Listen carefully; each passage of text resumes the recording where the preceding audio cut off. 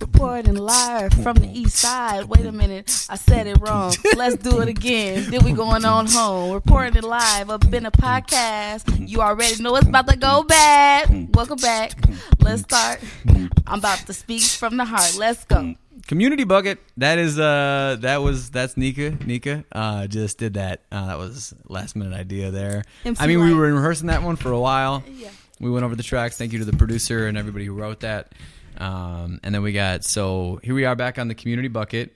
I'm John, as I am on the dream bucket. But then this is the side project, which is now happening about every other to keep podcasts coming out. So people we got genuine relationships with. Everybody here knows everybody pretty well. I don't know Earl as much, but Earl knows Shanika really well. Oh yeah, we grew up together. Yeah, you're like twins. like same. He says we're twins. We are not. I'm older. He thinks he's Wait, older by like because he's minutes bigger. or an hour? By years. I mean, yeah. I said Days. By I'm trying years. to push He's it. the younger brother. I'm 25. He's 21, right? 4 years older. 4 years. So it was like a separate pregnancy. Okay. Yeah. So one of those twins. I want it. So there you go. There's the introductions there. We had Neka on last time and had a great conversation. And so here we are back with another brother. Don't be confused. This is not Manny. And they're not adopted. They're my real brothers. I mean, Yeah, I know we I'm all coming got here with a different lot of family and personalities. Did stuff. someone say they were adopted? I'm just saying, like, I have a lot of family. You got other brothers that are going to come on this later? Nope. I'm not planning on it. Nope. Okay. Yeah. If any of my brothers, one of you's listening to this, I think, I know you'll never come on this, just like you never would come on stage with me and rap or anything else when I asked you. I understand. It's okay. But it would be fun to have you. Even if you want to just sit in the room over there and not say anything. We can just look at you occasionally. If you love him, you'll be here. Oh, easy, Nika. Show up to show out. Show up to show out. Where's the love? It's a lot of pressure for him, Once the Wolves stop winning, he's going to go back to the hide again. No, they winning now. Wait up. I got faith. That was crazy. Yeah, so we're in Minnesota. We actually work at a nonprofit that I keep not saying because I just don't want to, I don't know, that maybe they'll figure out all the stuff Casey says or something like that. But we all work together mostly. Well, Earl, you were part of the program for a minute. So, and then Neka and I they pay us on the regular paychecks. Yep. Yeah, I was in the program On the amount doing that should therapy. not be named. Nah, we can always hit delete. It's the nice thing about this. We're not live. So we can just cut something out. Beep. Okay, so Neka, you had an inspiration to come back because some conversation happened that was with the group. Some people who have been here. Steve has been on the podcast a couple times. Yes. So he apparently said he's making some points. So they're not here to defend themselves, which is a perfect time to possibly discuss whatever topic was it, gender, something, Yes. parenting. So something, first shots something. will be fired, and I'm going to run for cover after I shoot some shots. Okay. So at my organization, we have a thing called internal family systems. IFS. And so everybody we already know comes from a different upbringing, but what kind of hit me was it kind of switched into something that became my experience, my trauma to women and men, which kind of brings us to the topic of gender roles. And of course we had a few misunderstandings and stuff, so I thought that would be the perfect place to come and talk about it, which is here at this podcast. So that's why I'm back. Yeah. Okay. Cool. So the misunderstandings about gender roles. I know, one thing that Steve will bring up has been his reflection as he's working with kids in the schools is that he thinks that, I'm sorry, Steve, I respect you, so I'm going to try to quote this spot on. I don't have it's something just for me to think about, is they will, he feels like when women are in a position where they have to, say, whoop their child, there's more emotion and feeling that gets sent from them into the child. It's better if a man were doing that to them because it would be more calm and collected of a boundary that's been set. But when women are doing all the jobs for a parent and then they're doing both sides of it, then the emotion, kind of the outrage, then the emotion from a woman goes in, and it's sort of like he thinks that it's getting into the babies. And like at a young age, there's like more of that like intense rage emotion when they're not raised by both parents. Yep, and that's what he was talking about. And so me being a mom, just by myself, I was like, okay, well, am I whooping my child out of emotion? Because I thought I was whooping him because he did something. So I figured, okay, let's go talk about it then. But I really think it kind of depends on the way that everybody was raised in their dynamic with their parent, because I can't say that my mom whooped me out of emotion. She more so to me did it because I did something wrong. And so when you start putting your traumas inside of experiences, it can really shift the narrative like, oh, this is bad, and that, you know, you're wrong if you do this. So I felt like he was trying to insinuate, like, because we do this, yes, it does, in quote unquote, it does try to play some type of role into the community, but I really think the absence of a parent is more detrimental, more traumatizing than actually putting your hands on a kid. But somebody might think otherwise than that. Yeah, I've avoided the putting hands on kids as far as like spanking. I was spanked, not a lot of times, but he really had to piss my dad off. But I haven't done that. Now that's not that said. It's not like I have always just said, "Please, will you go over here?" Like there's, you know, I'm grabbing you by the arm, or dragging you around. Yeah. I've had to hold you down in bed. Right. You know, that was just like my most severe was like, I'm just gonna be on top of you in bed until like you like that. Bedtime was sometimes war for us. But I never then took it to like the actual. I mean, I've given a swat, but that doesn't count the same. What's the swat? You know, like just. The look. Hit him on like the side of the body. You know, like a I was like, oh, what did I just do? I just got it. You know, they get angry. They get under my skin more than I would have expected. I love you, kids, but yeah, they know you best. That's what it is. God. They know you best, and they keep leveling up and like finding new buttons to push because they keep learning a little more about you every day. Yeah. And then they come home and they have all these new gadgets and stuff that you never knew about. Like my kids is talking about money. Yeah. I gotta get this money. Uncle, what you money? You got money, Uncle? We gotta go get some money, Uncle. Like, man, like I'm paying all these old. bills. And they talking about some money. And I low-key, okay, I never said anything, and I guess this is the place to bring it. So I brought my kids like a cash register, right? And I was just watching them play, letting them play, and I didn't think nothing of it. And they asked me that I want to play with them. So I'm like, okay, cool. I go in there, my real money is in the fake cash register. Dollars. Ever since then, my view has been really thrown off. Like every time they say something about money, I'm like, they pocketed my money. I know it. I just know it. But that's besides the point. Have you talked to Manny about it? Has he been telling him about money? No, he's like, it's over there. He might now. Give him a couple coins in here and there. He might. Yeah, and my son was taking money to school, and so I'm like, well, who is you giving it to? You know, because he was school. Yeah, like little nickels, dimes, quarters, and stuff. He'd be taking it to school. What? I don't know what's there, what's to buy, but I think it's just the fact of like, dang, that's crazy how kids want to be flashy already. Yes, and I just thought about that, like. And a big part also, what is he seeing when he goes in there? Like, are there other kids showing up with it? And then they're flashing it around, and then it's like, oh, I'm gonna go get some money. Money's so cool, and you know they hear about it anywhere, and they pick that up if it's a big deal.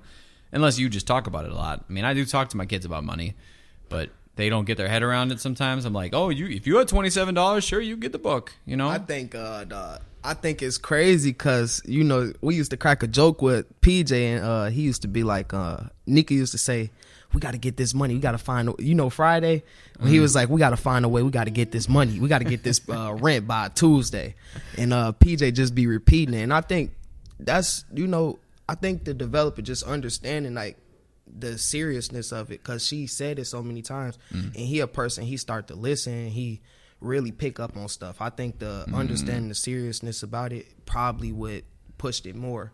And because he really don't watch like no real bad shows. He watch a lot of good shows and different stuff like that. So I think he just picked up on it by hearing it so many times a lot. Yep, that's what it was. Yeah, kids are really, really sponges. So if I did that, son, I'm so sorry. But we do got to think of a way to get this money by tomorrow. We got to get this money by Tuesday. That's right. By tomorrow. Man. But, man, that brings me to the next thing. Inflation. Yeah. Inflation. I can't even afford to look no more. It's too. I can't even window shop when it comes down to it. Gas these days. What is it? Like 330s. I feel like I saw it in. You need to have a plan about where you going. Ain't no more joyriding. Yeah, ain't no more kicking. Ladies, I'm not meeting up. No, let me stop. I got a kid. I ain't meeting up. I need gas money now. Man, I need gas money now. It used to be getting your car and I get in mine. Now we got to find a way to carpool. Maybe we can meet at like a location and then we all take one car and we just put gas in that one car, because it's crazy out there. And not only that, the cost of living. Yeah. in general, like a lot of people, and that's what I like. So wages have went up, but in reality, it kind of never did anything because you're still paying the same amount that you would pay if you didn't have the wages up. And then the prices are going up faster than the wages, right? So, I mean, I don't know. I haven't checked in on inflation. Again, you said you try not to look. I try not to look. Don't look. But then I get suspicious in my budget, and I'm like, something's off. And we did check, like, we looked over the year and saw, like, oh, yep, that grocery stuff that's going up. And like what they did in the pandemic when they had all the supply shortages where they raised the prices and then they left the prices up there. Yeah. So like they put them all up there, but then the supply shortages stopped, but you just left the prices up there. But I mean, I'm not that much of an economist to get the finer points on all of what's going on or where it plays out, but the prices are going up, and if people aren't making more money, you see what happens. And see, the crazy thing about it is too, man, because I was just working a job, $24 an hour, and I'm looking at it, you know, I was working at Pizza Hut about $15, $16 an hour, and I say I'm one of them people, it's either work hard now and play later, or play now and work hard later when you get older, you know. So working from Pizza Hut and saving money from there, more money than when I was saving from a $24 an hour job, I was like, man, I mean, it just show you that the money that you get, humans, we look around, we'd be like, oh, yeah, we got 30, 20, you know, we'd be like, man, that's good money. But, you know, it's really not. It's like you're in a chain. That's what you just getting fed so you could keep on getting gas to go wherever you need to go. But you're not really starting nothing for yourself. And I think that's where all this, it's a problem with all of it. Not just inflation, but just the understanding of the inflation, you know, trying to break down why the inflation coming, trying to break down what can we do to not have to be inflated from other people and grow for ourselves. I think it's because we as a country, we're a country, right? We're a country. Right, I mean, it depends on country, nation. I was gonna say as a state, also a person, also a state. But like just the United States in general, I feel like we bully a lot. And so we can get very, very selfish about the stuff that we have, like the resources. And I think we overuse. And I think that's what's really costing us. Like the fact that we have all these different resources, which is good because we need them. But it's like, when can we X certain things out? And when is too much, too much? And I think we've kind of got in that position like where we have all these different unlimited resources, but in the end it's really kind of tying in that we can't afford the stuff that we have. So we have all this good stuff but don't have a way to keep up with it, and then it just falls down on the people who working every day. So because we pay taxes and all that, now it's kind of like, yeah, we have access to it, but we really don't because we can't afford to live and to get the stuff that we need to get. Yeah, we can do, but we can't have the things that we want. So I think that's just been like a really I know I can't be the only one, but that's been like really hard, just knowing like, okay, you're not broke yet, but you don't qualify for certain things. Yes, there's a whole middle there of like, the service, actually getting services from the state is a different place than being broke-ish. And right around that line, you gotta get pretty far down there to actually get the service. And then when you're in between there and you're navigating that with a family, and like seeing kids in schools and things like that, like, you know, you see that playing out as stressors of all the different things that are making it hard for them to navigate. You know, and you see in the kids, in the grown-ups too, but like all through there. And I imagine you see that at work too, of like how does money not, you know, how does having enough of it to not have to worry about your needs change your outlook from not having enough and be kind of chasing all the time? Like there's a stress that gets placed in there. Yeah, I don't think that chase ever really stops with just us as humans, just in general, because I think like we usually get things, and when you get something, it's always like, what's next? What is next? And so I think it's just really reaching a place where we content, where not because inflation, and that's aside from inflation, but just reaching a place where we like, okay, well, we have enough to live how we want and to get what we need. And so that's why I say it also too goes back to how we are as the United States, because do we really truly have everything that we need, or is it just, you know, the fact that we just getting by as a country pretty much? I mean, I can't say we getting by as a country or not. I really don't, you know, I don't know, but I could just say it's the bully part, you know, in life.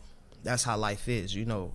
I'm only 21 years old, you know, and I look at it as it's either you get crushed or you go get you're going to do the crushing. Oh, you crush, yep. Yep. And that's just how life is, especially through circumstances of old time into new time, So me personally, I feel like we wouldn't be here to talk how we talk or do the things we do without them doing the things they did, and the effects of history, So that's how I think the development where we at and how we come basically shaped us. And how you were saying, like, when the kids go to school and stuff, I could agree with you on that too, because I remember going to school 6th grade and used to steal her shoes.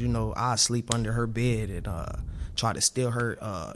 What type of shoes you had? You had some retro 11s. She was trying to sell them, and I'm like, man, I don't got no shoes. I'm wearing I wear the same khakis, same button up shirt. We was uniform, but everybody wearing shoes.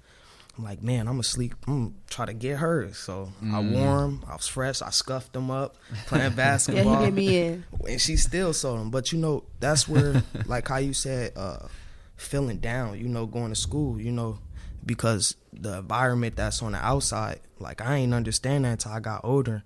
And it was like, man, once I got older, I was like, man, like, I understand. I really didn't have as much as other people and stuff like that. Mm-hmm. So it was crazy, especially watching my cousins and stuff have Christmases and stuff, Like, I remember kids used to come back from Christmas break, winter break, stuff like that, and they used to talk about all the stuff they didn't got, and I used to be like, man, I know I didn't get nothing, but I'm still happy. Yeah. Man, then having to pretend like you happy, though, like, knowing that you didn't get nothing. Well, I think Mom did give us something like, yeah, she still gave us stuff or something like that, but she always come in and be having to explain, like, okay, I wasn't able to do this. This is all that I was able to do. And so I remember that too. Has that ever happened to you? Like, which your parent, you know that your parent is doing the best that they can, so you have to be grateful, even though you're really truly not grateful. Like, you want more. I mean, yes, yeah. Like, I've wanted more on my parents and then not gotten it. Yeah. I mean, and that happens with my kids right now. Yeah. Even if we get them, they could get 3 Christmas presents for this grandparent and 2 from the aunt and uncle, and then 2 things from us, and then they're like, "But where's the main thing? one?" Like, that's all I. What do you mean? Wait I'll up. take all of it back.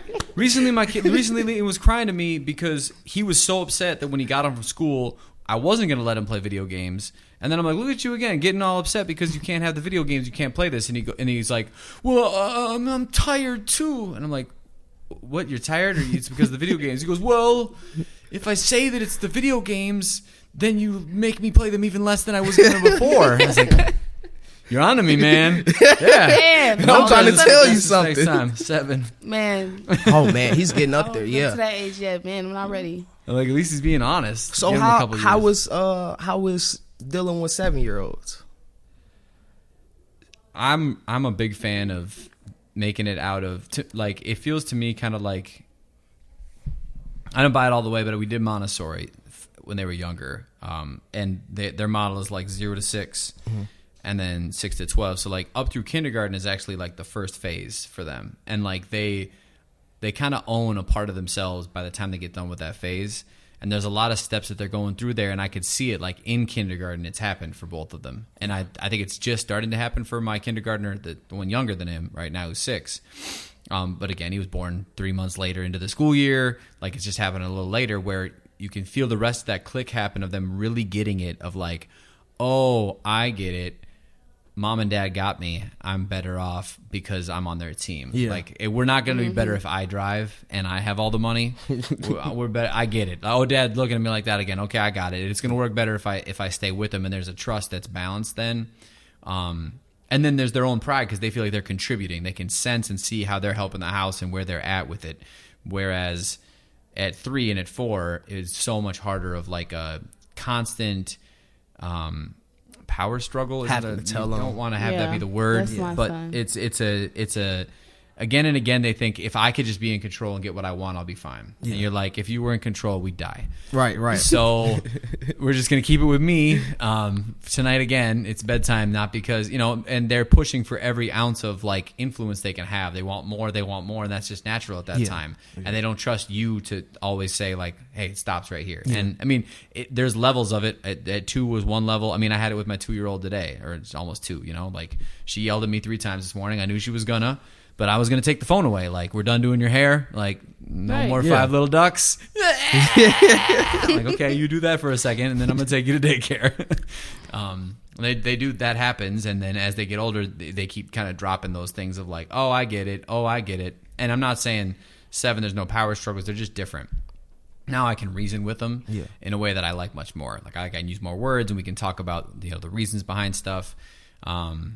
And they're much more like part of the family program, you feel like, which I think we get like 6 to 12 or 6 to puberty. We get like that period where they're still kids. Yeah. They're not trying to be their own adult, and they're part of your household. And then that next transition, 15, I'm guessing, 14, is going to be, now they know more than me. Yeah. And now they can actually outsmart me probably in all technology, and probably could steal my money if they wanted to. They probably can hack my password to my phone. Have you experienced the playing on the other one yet? Like I want to ask mom for this, and oh yes. How'd you deal with that? I don't have an answer for that. I don't know. I mean, as best we can, if we're working on it together, it helps if we communicate. But I mean, it's easier said than done sometimes. Like, she was in the kitchen having this conversation and set a boundary, and then wanders on the other side of the room, and then asks the other one, and then they say, "Yeah, turn the TV on." Then I walk into I'm like, "Oh, like why is it on? Dang it! All right." And then you just got to go with that person, got to support each other's boundaries as much as we can. And then like hold a united front is what we try to do. But that's not always perfect. We try not to argue in front of them about what the rules are going to be that they're like, obeying. Did we really say that? Yes, we said that. Like, we talked about this. That is smart. I mean, I will do it. Like, I screw up and I'll be like, what? You're going to let them have this? And it's like, that's just undermining the whole thing. Now I said that to them to her in front of them, and they're like, "Oh, now they know." Oh, it's another little hole they can pick with. Yeah, kids are very they pay a lot of attention to all the little tiny mess up parts. That's what I've noticed. Like, my kids, they bring up certain stuff that I thought I forgot about. Like my son, let me think of one. For instance, PJ literally he tries to repeat everything that I say. And so one day I caught him, he walked up behind me. He was like, "I'm going to beat your A." Ooh, yeah. And so, like, I don't think, like, cussing has really been something that I have had to deal with him, because I don't really cuss like that. But, like, he's hanging on to these cuss words, and I've been catching them, like, low-key, like, cussing. Yeah. And so I'm trying to figure out, like, how to deal with that at the same time, because I don't want to, like, I kind of started this, but at the same time, like, I didn't anticipate on it going that far. So now I'm, like, trying to find a way to really not charge him, but charge him at the same time. So that's been my struggle. Words are real. I don't fucking understand the whole swear word thing. Like, no. I don't get it. I don't get why there, like, are 6 holy words that do particular evil, and then all the grown-ups can say them, but some don't believe in them anymore, and then the kids definitely can't say them. And you're like, there's something hypocritical going on here. Yeah, I'm like, don't swear. Like, I'm not gonna swear in front of you so that you don't swear in front of your teachers. Yeah, that's what we're doing here, and grandma and grandpa, because otherwise I don't fucking care. Don't get lazy with it. Yeah, just like just poop say, at the table, like we just cooling. Yeah, yeah. See, with us when we grew up, my mom was always like, that's too close to a cuss word. You might as well have just cussed if you was gonna say it. Like, so now, even with like our generation, because we're a little bit younger than you, with our generation and stuff, not calling you old, John. Oh yeah, you young, man. Yeah, with our generation, a lot of people they will sit or they'll cuss around their parents and stuff. So it's like just seeing stuff like that, and then going home and have your kid like slip and cuss in front of you. That's a little triggering, because my mom, like, she will not play. She will do a slap on impulse. Like, you cussing? Give me them lips. Yeah. It just hit us anywhere. So that's why I'm like, I gotta catch this. But I mean, they're dropping them at like, they learned them all at school, and then they'd come home and they'd be like, "Have you heard the word?" And there was a whole, like, I had like 6 to 12 months where the younger one didn't know what the older one was talking about, and I could keep Liam older to be like, "Hey, dude, just don't say it in front of Graham, okay? Don't get him into that." Like, you heard it from all your classmates, and then it was the next year, Graham's hearing it from his classmates. So now you're doing with it. And now we're just playing some music that sometimes has the F word in it. Yeah. But, like, dude, shut up about the F word in the song. Like, literally every time it happens, Graham's like, oh, there it was again. You just said it. There it go. I seen it. Oh, there it went again. I'm like, can we just listen to the song? Like, I will turn. We're letting this be on because you all know this. Just don't say it in front of X, Y, and Z people. Yeah. And don't say it in our house either. I suppose we don't let them say it around us. But I feel like I'm not doing that because there's something good about not swearing. I'm doing that because there's like social consequences that we don't want to deal with. Right, and you want to catch it early. Which I don't. That doesn't. My values don't like that. But whatever. At least your kid's not at home yelling, "Poop! It smells like poop!" That everywhere we go. Wait, PJ, at least poop, what? Poop. They're not at home yelling, "It smells like poop." My son has I think he's identified. You got that years smell. of this. You got years of this, Neka. Poop at the table. I had Oh poop. I had my poop at the table gosh. last night again. Oh, And I'm like, am I my going to send you God. to the bathroom every freaking time you do this, Graham? Like, come on. And it ends up being like a defense mechanism of like, I'm nervous or I don't have anything funny to say. Yeah. And then he's like, you're a poopy poop poop. I'm like, Ate you up. Yeah, you a poopy poo poo. what is it? Like, you have no good comebacks? Like, not only is that lame. So, like, for a while, like, I've tried out. I mean, there's like, you have to spend dinner in the bathroom. I'm like, if you want to go to the bathroom and talk about poop all you want. Go. We up there, yeah. Go upstairs. So one time I had them touch the toilet every time they said poop, but then they just kept saying poop because they thought it was fun to have to run to the toilet. I'm like, I'm telling you, I haven't solved it yet. Maybe I should try whooping them. And that quicker. Hold the whooping because hold the whooping. No, you don't got to do I made it this far without the whooping. Yeah, you don't Maybe got I to can do just it. skip it. Nah. Your methods seem already raw. That's everything that you got great communication skills with your kids. You have understanding with your kids. You have a bonding with your kids where you know that if the older one say it, the younger one go end up trying to say it. So you trying to stop him. You doing great. Your methods is great. You got tactics before you even doing. Before you it. have to get to, and that's what the physical violence seems like. And I mean, I'll say things to them like that of like, I'll often say like, I can make you do it. Yeah. Like, Right. do you want to get up and walk, or do you want me to walk you? Right. Yeah. And there's that moment of like, I am still imposing like my physical force and saying like, hey, I'm asking you because I'm being kind. Don't have to ask you. Right. I want us to work true. as a team, and I want us to be together. And I feel like whooping, and just like physical punishment generally is sort of like I'm out of options. Like I'm out of options. I've done creative. I've tried the different things, but like this has to stop. Yeah. And then I can understand where in certain environments or in certain situations, that is exactly what you would need to go to. Yeah. Like there's an amount of time and resources you have to have as a parent. And that resource is also energy. Right. You have Right. to have Yeah. enough energy and creativity. And eventually I'm out of ideas. Like I'm tired. I'm done. You keep doing the same thing. I've tried all the nice tactics I have. I'm not going to Instagram to watch Dr. Becky say Right. shit right now. Just get your fucking clothes on. The day is over. Like, He said, "I ain't going to Instagram to watch Dr. Becky." like, Man. but that's with two, right? That's with two parents, and you're saying I got communication skills or what? Like that's with all that and resources enough to like we're not fighting to get by. I can understand why in certain environments when that behavior is unacceptable, I need to stop it. Yeah, now. instantly, And I don't yeah. have another tool in my kit. It has to stop because if you do this, something real bad's gonna happen. Yeah. Like the falling out in public, That's being I real. I thought that I can handle it, but it's when you stay there. Like when I say get up and then my son is still laying there, like who do you think I am to be doing some stuff? And then I'm testing him. He's staring at me. It's like, he's make me testing get you. up.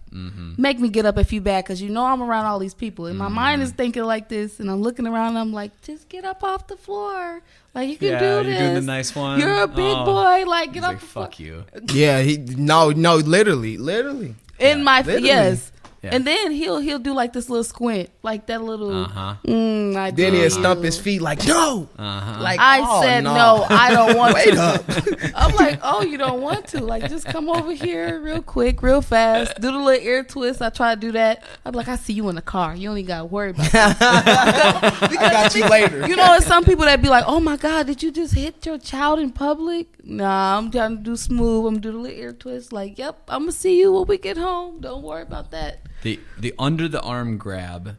Oh. Like my dad used to drag me by the ear. I've never done that, but the under the arm, like if I get you under the shoulder, I can make you do whatever I want to make you do. You just added something on because I ain't cold. never heard no That's stuff cold like right that. Right here. If you come right under the shoulder, I can pull your body wherever I want with one arm.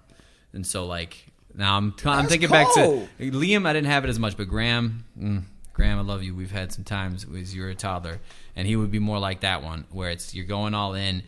And I mean, I'd be like, I'm gonna drag you. You're not gonna like it, but I'll just drag you. You know, either you put your feet down or I'm dragging you. Now I don't know how many times I had to do that in a public place, in a store in front of people. Definitely, some people have seen me pulling him. And when it gets more, is like, now I'm going to put you in the car seat, and you're not going to like that either. I'm not going to make it feel good. No. So I guess I'm not. It's like, what's the line? I'm not hitting, but I'm it's going to hurt. Like, it hurts to get dragged across the floor. Oh yeah, especially if you on carpet. Oh my god, you in trouble on some carpet. Hardwood floor in general. What do you do when your kid is actually right though? Like, okay, so for instance, I told the kids to sit down on the rug, right? And PJ's like, that's not a rug, it's a carpet. Now, what do you do when they're right? Do you apologize to your kids? Yeah, I apologize to them, but when they can identify it a little bit, yeah. I mean, yeah. Like, he'll tell me, say sorry. Now we're getting to the point, because I've told him when he do wrong to say sorry. So when he feels like I'm doing wrong, he's like, say sorry to her. And I'll say sorry to my daughter. He be like, now give her a hug. But then if I told him something like that, he wouldn't do it. Like, oh, you're saying things that you don't want to stand to. All right, cool. Like, me and him go face to face. Boss me around. Like, yeah, you give her a hug too. It's ways to say it. It's ways how to say it and when to say it, and that's a weird one too. So like, even at 7 right now, like the older brother, I mean, they're both smart, but Graham is like, he feels stupid compared to Liam all the time. So Liam can read much better than Graham can read. Liam's math is better than Graham's math. So if I ask a question in the car of like, oh, what's 60 plus 60? And Liam's going to blurt out 120. Or I'm like, oh, no, let's let Graham answer this one. And then Graham's trying to get it. And Liam wants to just then tell him how to get the answer and say whatever it is. And then 2, Liam wants to help us parent. So he wants to tell Graham, hey, you can't say poop at the table, or hey, you can't do this, or you can't do that. But man, having him do that to Graham is just, we are about to go to blows. Like, if I say it, it's one thing, but like you say it to him, and now you two are fighting because you just set off all the stuff about him feeling like he's dumber than you and he doesn't get stuff and he whatever. Like, that's I say, give him a hug. Yeah. You don't say that. You don't get to boss me into giving a hug. But that's a real finesse thing. Even we're trying to figure out how to say it to Liam. Is like, how do you say, hey, like you go, hey, you can get this answer. You can figure. Give him words of encouragement. Don't tell him what the answer is, or say, hey, remember, we're not supposed to do this at the table. Don't say, don't do this at the table. Like, that's my job. Right? Yeah. Mine's. So I've only been a mom for probably just about 3 years. You're almost on your 3 year. You're not even at 3 years yet. No, my son is 3, and like, he's the oldest. So yeah, 3 years. He is 3. A lot of stuff that I'm like as I said on the last podcast, a lot of stuff I'm learning right away. And so it was certain things that I said that I never wanted to do, but it was certain things that I ended up having to do. Yep. And so, like, learning how to discipline my kids has really been something that's like been a struggle with me, because what's too much, what's not enough, how do I set this in place, how do I take this away? And I know that kids are going to grow up and have their own different experiences, and it's also going to be traumas that is inevitable that's going to happen to them. So it's like, how do I make them to be decent humans? And so I've been learning that. And so sometimes, I'm not gonna lie, when I first was beginning and I had Ani, like, it would be times where PJ would tell me what he's gonna do. And so I had to, like, unlearn these things, and sometimes I'd be tapped out, like, and that's what I was trying to explain to my family. Like, a lot of times I'd be, like, really tapped out, because it's like, these kids run you ragged sometimes, completely, especially when they under 2, you still trying to figure out how you gonna do it. And like how we said, with the line of work that we in, it's like, by the time you get home, you like, please just goodbye. Don't kill each other. Take it easy. Yes. And so that's one of the things that I've been unlearning, is by the way that he talks, because I know if I don't catch it now, that is going to be a problem when he gets older, and he's going to think he can tell me whatever he want to tell me. And so certain things, because I haven't always caught it, when I finally do catch it, I'm like, wait, what did you just say? Like, no, you can't be saying that. Like, when he tell me, like, oh, I don't want to, or leave me alone, or why did you wake me? Like, I'm catching those things. Back then, I was just like, okay, let's just hurry up and get this over with. Like, let's get y'all dressed, let's get y'all out, get y'all moving. Now I'm like really taking time to be like, oh, wait, that was out of line. Let's correct that. So it's been hard and it's been a challenge, but it's gonna pay off, and I know it is, because now he's kind of catching himself. He'll come back to me too also and be like, Mom, I'm sorry. Mm-hmm. Like, okay, cool, gotcha. Yep. More recognition shit. Basically, he's starting to understand. Mm-hmm. That's what you were saying. As the kids get older and stuff. You said 7 years old from what age? 0 to 6 was the like Montessori model or whatever. But yeah, like around 6, there's like a transition in there. Yeah. And Earl's working with a newborn over there, so we far past that stage. You just got a newborn? Yeah. Oh, it's okay though. It's not too bad.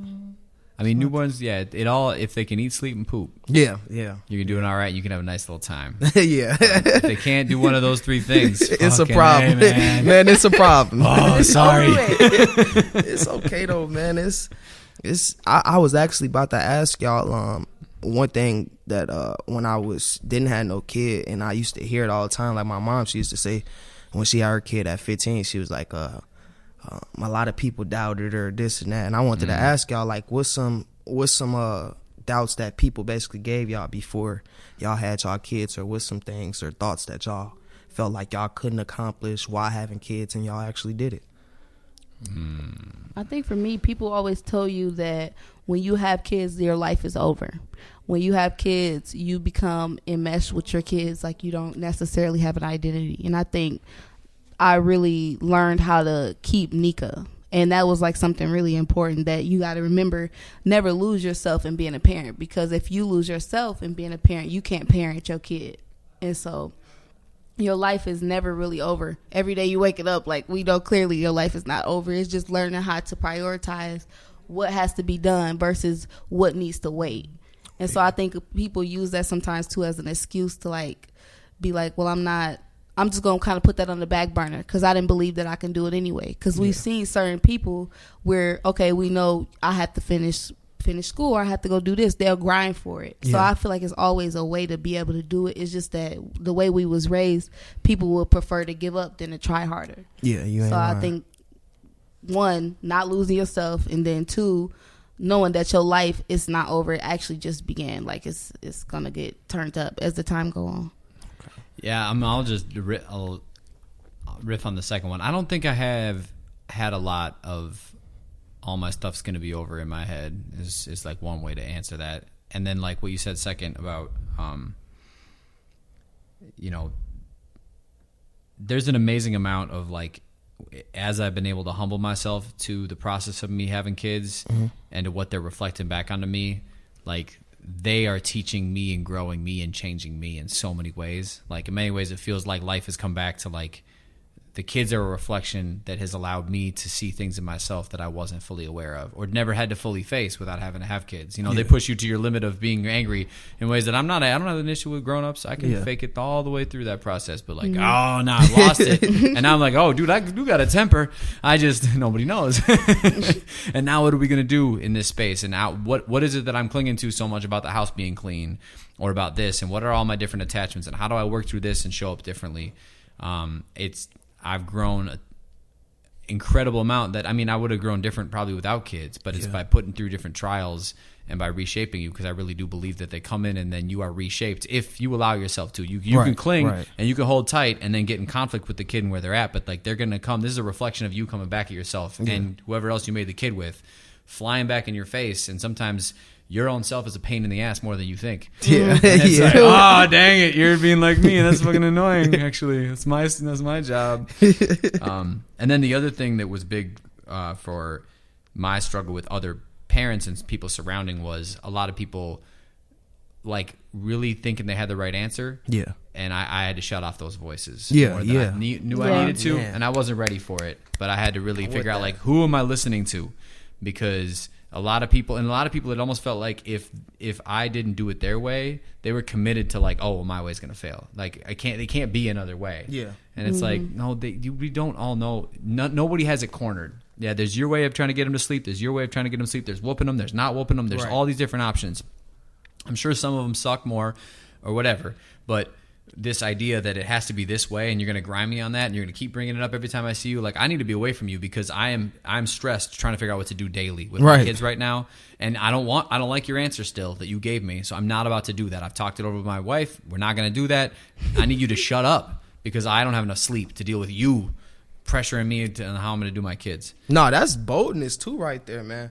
To even say that, because I ain't gonna lie. Sometime I'll be having people trying to tell me that, like, oh yeah, rock him to sleep. Yes. Or when he turned 3 months, start putting cereal or what they say, potatoes inside his food. He'll sleep more. So I think I encourage you on that. You definitely strong for just telling him to fuck off for real. There's so many things that they say. Everybody's house is so different. Like, and the way that you was raised, we never know. Like, the way that we were raised, we never know how mom did or didn't do something. And so we know, like, oh, I don't want to do that. We want to know, I want to incorporate that. So when you got your own house, it's really how you want your stuff to be ran. And so I can't come inside your house being like, ooh, you need to do this, this, and this. I can try to give you a suggestion, but I can never tell you what you need to do, because it's up to you to figure out what works for you. And I think that's another thing too.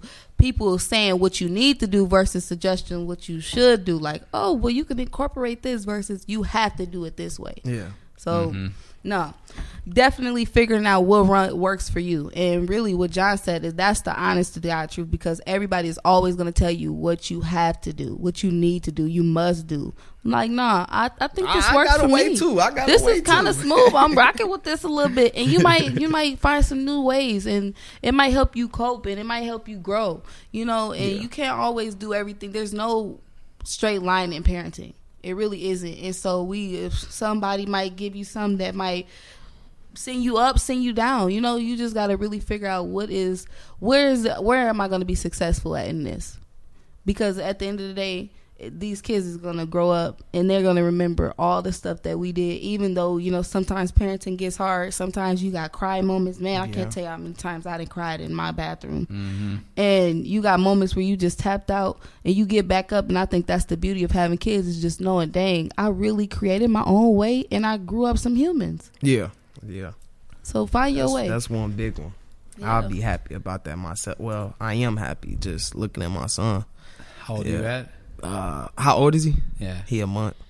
He a month now. It's looking 1 month. at him. He's barely even knows you're in the room. Yeah, no. Actually, I got a loud voice, so I'll be honest. Right when I yell, I ain't gonna lie.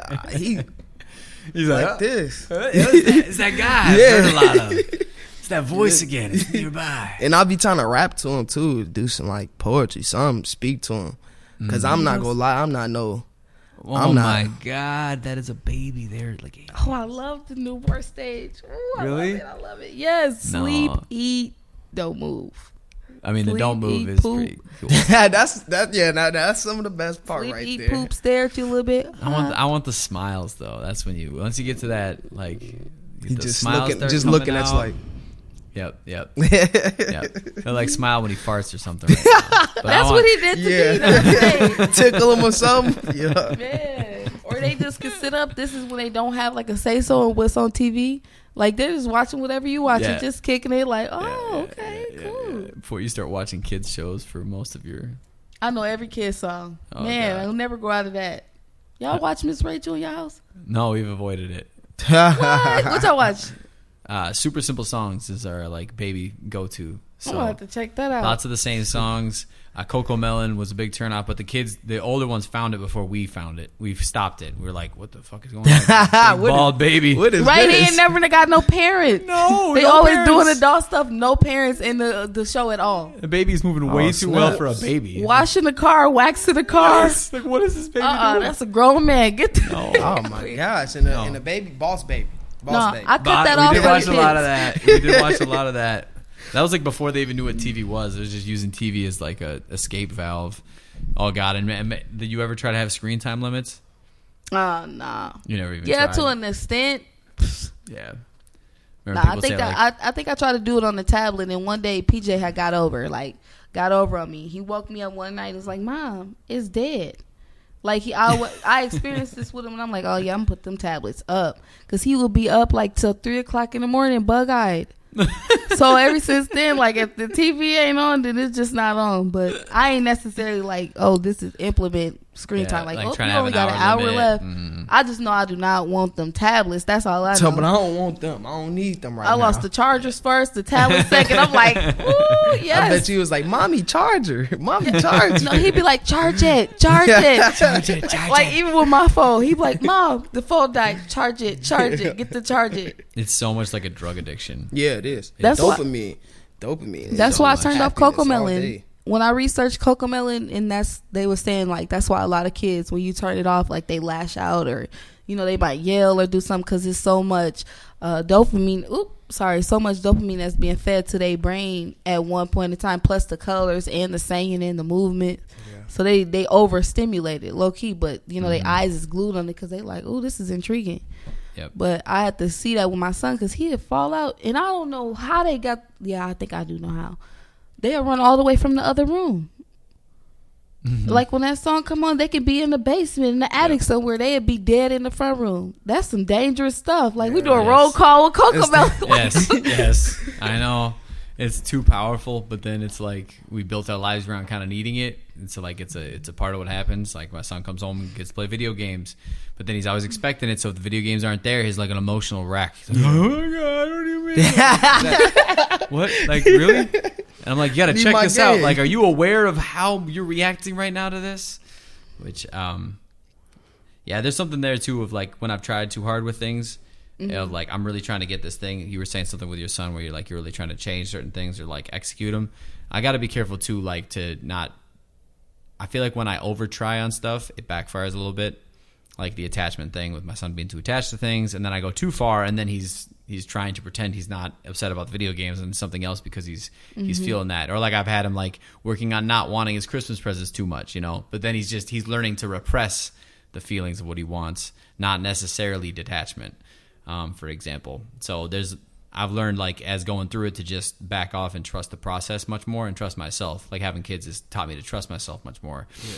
And then know like if I'm paying attention and I stay with it, I'll say the things at their time. And a lot of the things that they're doing as little kids, they will learn it in time. If I'm, calmly kind of saying the right thing or what I know is the best thing to teach them in this circumstance of being nice to a friend or whatever, it just might not be this year.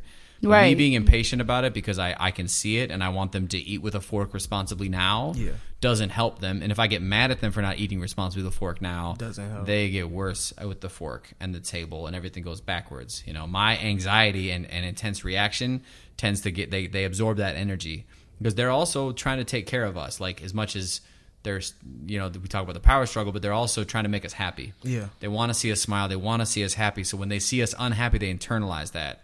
And like Buddy Graham said in the car to me recently when I'd given him a look because he did something annoying. And he said, I really don't like it when you give me that look because it makes me feel like I'm a bad kid.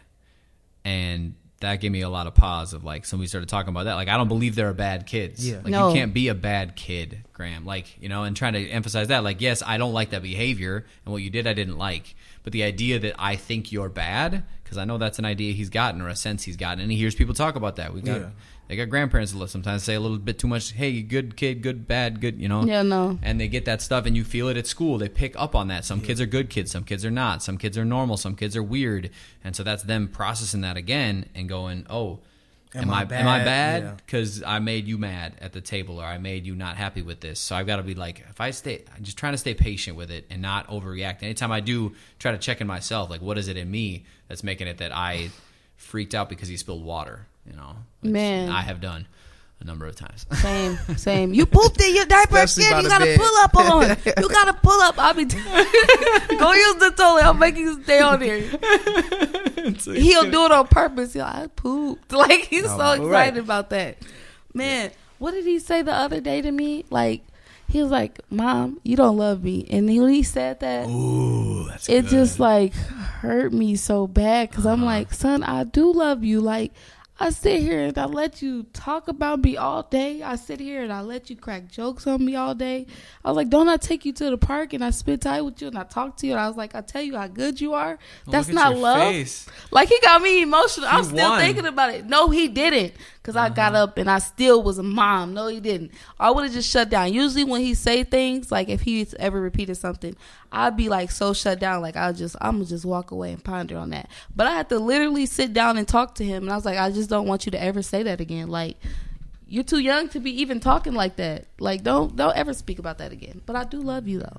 Just know that. But that hit me. Yeah, that definitely stunned me when he said some stuff like that. I'm like, where'd you get that from? Was that a daycare conversation or something like that? Then it make me question what they be talking about at the daycare. Oh, my gosh. How do you deal with that? Yeah. Are you headed to daycare road one day? Hopefully not. I'm trying to do it myself. You're going to do it yourself? I'm trying to. Trying. I don't know. I can't say no. I'm trying, though. You do daycare? Are you doing it right now? I mean, right now, we're at home right now, so. Yeah. I mean, but it ain't working. Two of you working together on it, or you? What you mean? Like at home. Oh right yeah, now? We both at two home. Two of you at home working together on it. Yeah.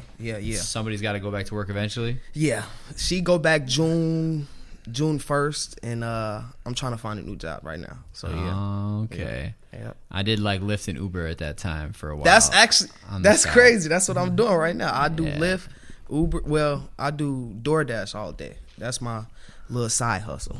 I stayed home for 3 years, and then I did the side hustle part with it. Now, I will say even that we had 2 15 months apart, which was different. One was, that was nice. At first, it was hard, but it was it's almost boring. Yeah. That's almost one of the hardest parts. How long was you away from the baby?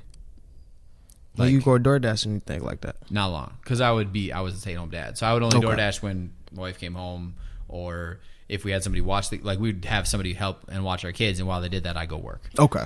So that would be the time for it. But that was all nice because I got to talk to grown-ups. One of the hardest parts was just being alone with this baby all the time. Which I love them, but for 8 straight hours, it's a very long time. Yeah, and 2 naps sometimes. That's so a shift for real. Sitting there. You're maybe I could have just done a bunch of housework or something.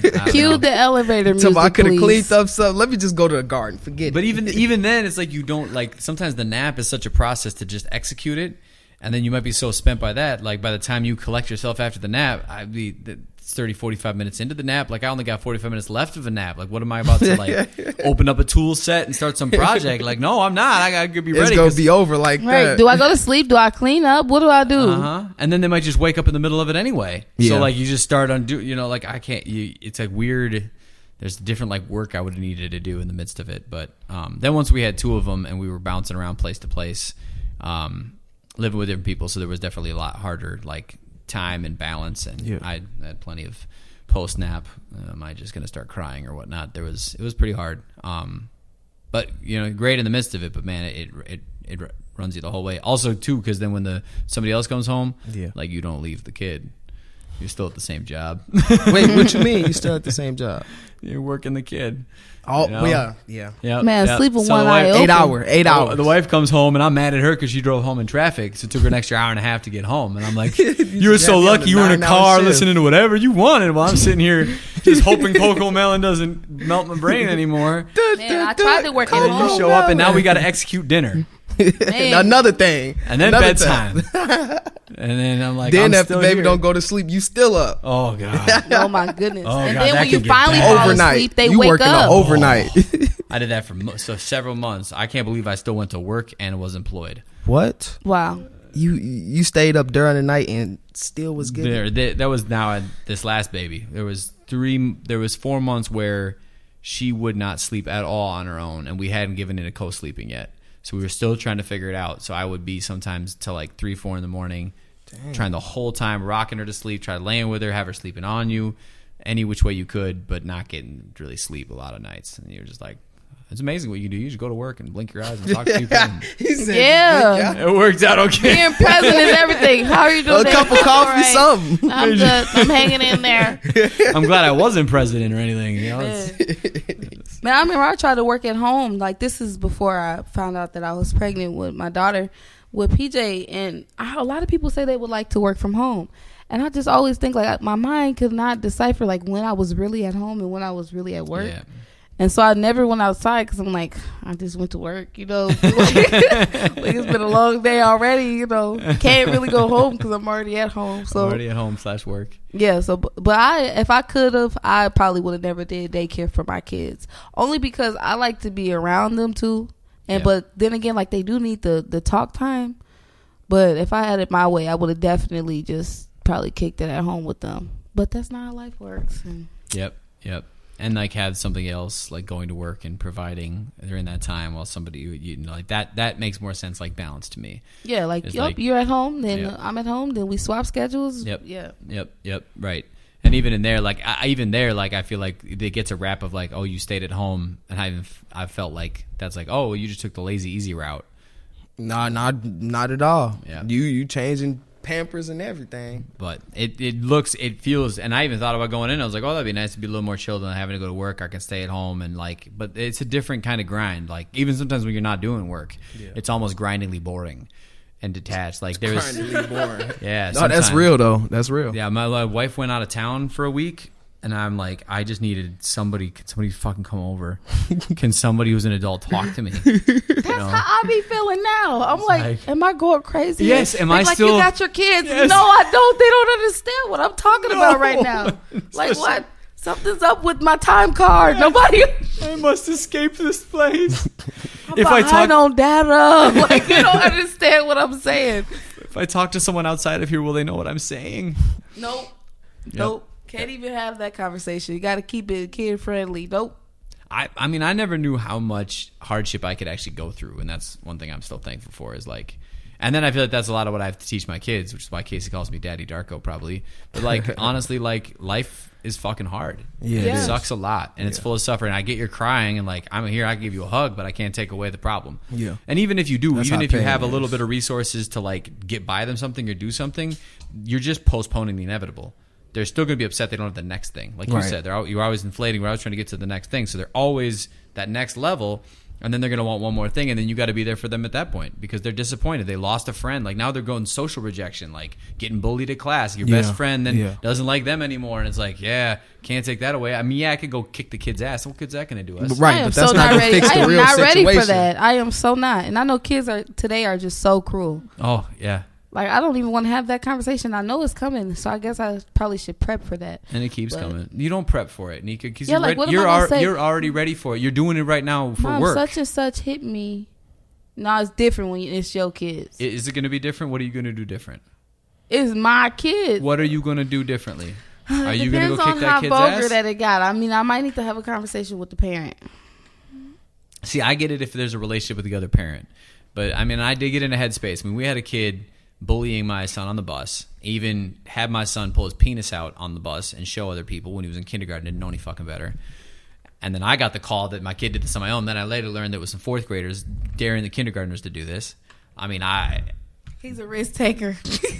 I definitely could have been yelled at that kid. I mean, and I saw him one time at the playground. I had to be like, I don't want to go over there and just throw him. Man, like that's him over there. Roll him over. If somebody does something to your kid, you got to think in your head like, man, this is just a kid. Right, and that's the thing. It is just a kid, and also like what I'm teaching is my son's side of this situation. What do you do in these situations, and how do you get through these? Like this isn't going to be the last time this kind of stuff happens. This is something he struggles with, where he will do whatever he can to be a part of the group. He'll repress his feelings, do what he can. He's, so everybody likes him. He's a great kid in class and whatnot, but those emotions come out later. They come out at home, or you do something that you shouldn't, and that's the lesson that's in there. My wife luckily did meet the parents in walking and got to be like, okay, they know they have trouble with his behavior and there's struggles in there and whatnot. He eventually got kicked off the bus, but yeah. So the fourth grader got kicked off? Eventually. I mean, there was more behavior issues that kept happening, and so... Yeah, I think I'll probably have to do a talk with them or something like that when that time comes. Because it's not going to be that time. It's going to be again and again and again and again and again. Well, when these times arise, when they come upon us, I think I will have to have a conversation with them about just who they are. I think it's just reaffirming and reminding your kids who they are. But the thing there is like you can reaffirm to someone who they are, but the insight that you have of knowing who you are How long did that take you to figure it out all the way that you know it? Do you think it would have worked if some grown-up had said it to you when you were 6 years old, and then you would have locked it in from there on out? No, I think, but a constant reminder of, because it also too goes back to when I was a kid in school. I used to get bullied in school, and my mom didn't really necessarily know that I was getting bullied at school. So I think if my kids was to bring that to me, I appreciate that too, because they trust me enough to let me know. But I think if I'm telling them who they are, and I think that's another thing too as a parent, like really telling your kid, like, you're special, you're kind, you love, you're this, you're that. So then when the kid goes and get to telling them that they ugly, they like, okay, no, wait a minute, I've been hearing all my life that I'm this. Like, so that's why I'm saying the reaffirming part. Can I be like, oh yeah, go smack this kid if that kid does something to you? Yeah, I can be like that. But then again, is that really helping anything? Because all it's teaching them is when they get older, go slap somebody if somebody say something. So right. I think just letting them know who they is and making sure that they solidify with they self. Like, as long as you locked in with you, can't nobody just come to you talking about you're dumb. No, my mom been telling me since I could remember that I'm very smart. Yeah. So that's why I said the reaffirming part. But if it keep getting like that, see him outside. How about that? How about that? See him outside. See him outside. Yeah, I don't know. I mean, they just keep taking different forms for me. So that's where it's like there are the underlying kind of principles that like I want to say, but they keep getting challenged in other ways, and like it's abstract for them to understand, like being who you are. So I'll say things, but I know what I'm realizing is like I got this thing that's my wisdom from years of like having this insight, but like I didn't figure this out till years ago or till 10 years ago, and then here I am saying this thing, which is nice for them to hear, and I think it does help, but they have to like struggle through a lot of those things on their own again and again, and then I have to keep giving them different tools I didn't expect to have to give them. Yeah. And then this shows up, and I'm like, oh, that situation, and like they're curveballs, mind blowing. Just and they're not going to be like the ones you have. Like your kid could be the bully. And then that's what you got. And JP sounds like he might have a little in it. So PJ. But you know this. PJ. He said JP. I'm JP. Good name swap. Nah, let me good name swap. That is cold. PJ is not a bully. He's very I ain't gonna lie, he do get a little stingy when it comes to the toys. But other than that, he's a very cool kid. He and does. The cash register? Yeah, he need to scare me my stuff back. Scare me back my stuff. But he is a cool kid. I think it just He didn't really have much time to be the baby. And so a lot of his behavior comes from him having to try to be like trying to have to grow up too quick. And so see, but then that showed up showed up in our kids much differently because the character is just so different. And these kids come pre-programmed with so much stuff. I can't believe how much of it is not nurture. I thought it was so much more nurture, but like the same exact situation, Liam takes that and he becomes the proud big brother with all his repressed feelings. So instead of him being catty and doing a bunch of little stuff to Graham, he just tries to be like extra good over top of that, which has actually other backfiring. Like now he's not letting himself be a kid. He's not expressing all of those things all the time. So then it shows up in like a different way.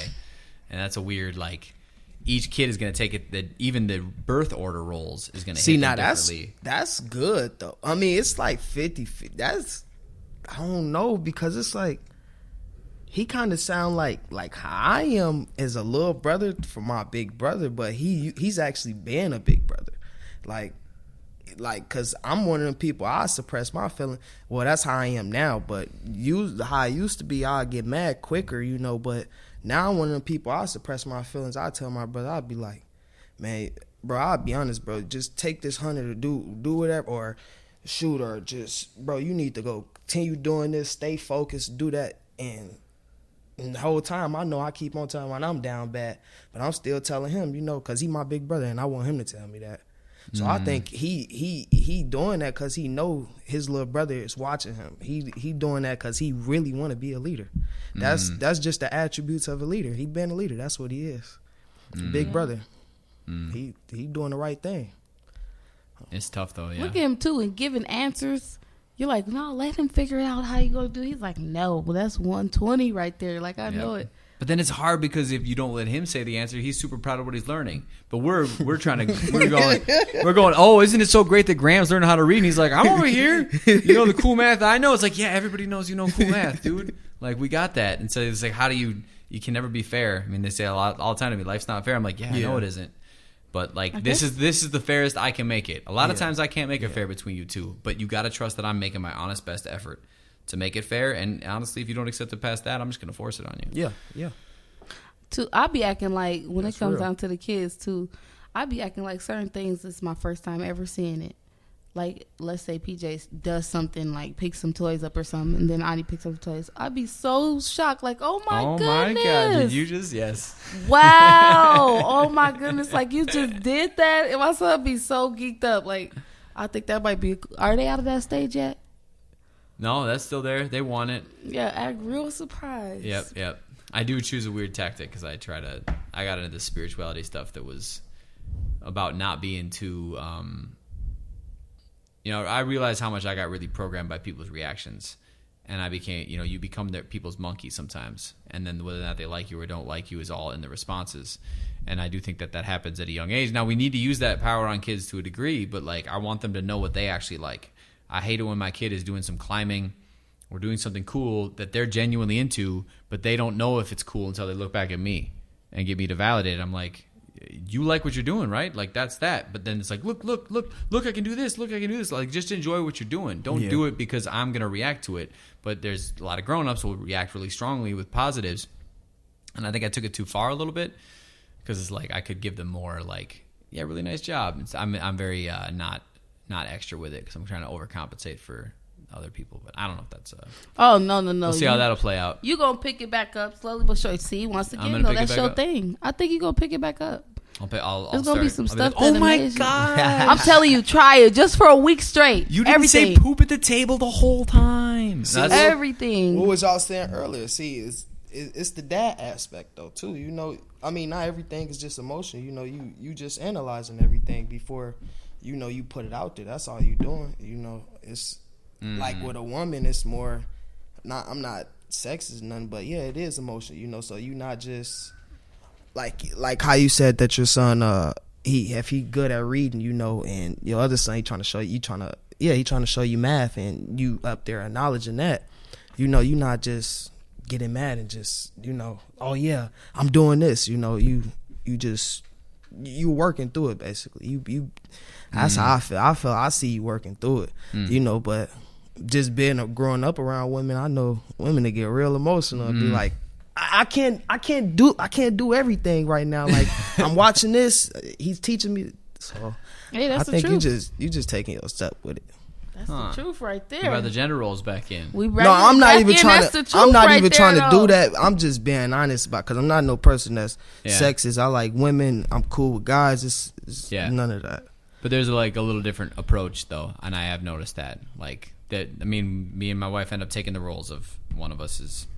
I'm more the boundaries and the firmness, and she's more of like the giving and comfort. Like if they got an owie or something like that, they're gonna go get the Band-Aid from her. She'll get the medical attention. Yep. And that's dad. That's dad and mom though. Yep. Ain't nothing wrong with it. It's loving from just both ways. It's just different ways of how you land rules. Yep. Well, we've reached an hour-ish point. I think I gotta get home to the kids at some point, or I pay a tax, relationship tax, especially as we get closer to bedtime. Dinner's one thing, which is one hard, and then bedtime at around 7:00 starts. So we got 6:00 here. 7? Dang. Wait up, 7? For real? For the 2-year-old. Oh, man, no, that's good, man. I never even, for real. So what time they wake up? 7. Bro, 7 to 7. That's a 12-hour shift, y'all. Well, lately 7:30, and then she's been cackling in the bed until 8:30. So I'm thinking that we may need to push her time back a little bit. She's gonna cut a little bit into our. It's like the little baby goes to bed, and then we get time with the bigger kids, and then theirs have been them getting down at 9, and that slid closer to 10. I'm trying to get back closer to 9 so they can wake up. But. Oh, you cold piece. What? You cold piece. Y'all cold. Cold. Yeah, that mean like y'all good. Y'all great. You goated, man. You that guy. That's what that means? Yeah. Because I don't even want to talk about my time. Yeah, I was just about to say, because I'm having a hard time now. I go to sleep at 11 and wake up at 2 in the afternoon with him. So that's why I'm trying to wonder, like, what do you do? Like, you put him in a bath? Like, he sleeps that whole time? If I'm lying, I'm dying, yeah. The biggest thing to get the schedule reworked for me is don't I argue all the time with my wife. We don't just put it to bed earlier. We got to wake them up earlier, which is a pain in the ass because you got to wake up earlier. Yeah.